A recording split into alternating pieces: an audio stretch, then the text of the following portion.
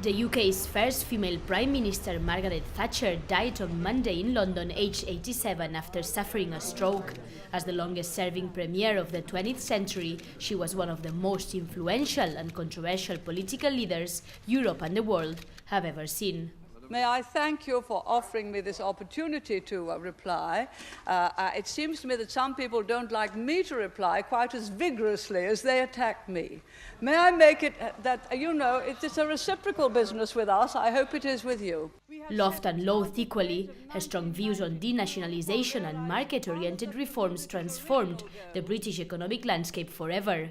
As for Europe, her famous Eurosceptic stance on a federal European project won her many enemies, but also many admirers. In a historical speech delivered in Bruges in 1988, Thatcher rejected an expansion of EU powers and called for a decentralised and free-trading Europe.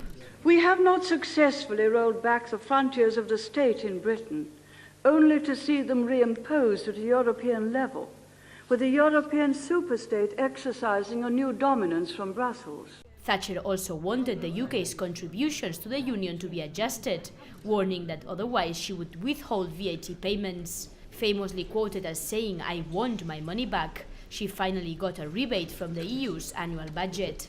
No money from Britain. Extra. We are the second biggest net contributor. Germany is the biggest, we're the next biggest, France is the third biggest. The money from the three of us, 5 billion ECU, is redistributed amongst the other 9. So we're no slouch, all right? But the Iron Lady, as she was internationally known, was not always opposed to the idea of a more integrated Europe. She played a key role in securing the Single European Act, which laid the foundation for the EU's single market.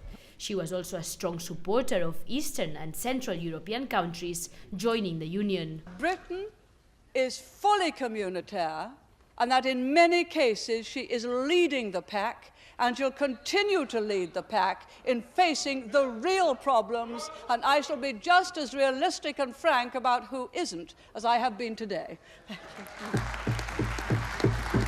Though her views on Europe were polemic, the death of the former British Premier prompted numerous comments from EU leaders who paid their tributes. She was without doubt a great stateswoman, the first female Prime Minister of her country, and a circumspect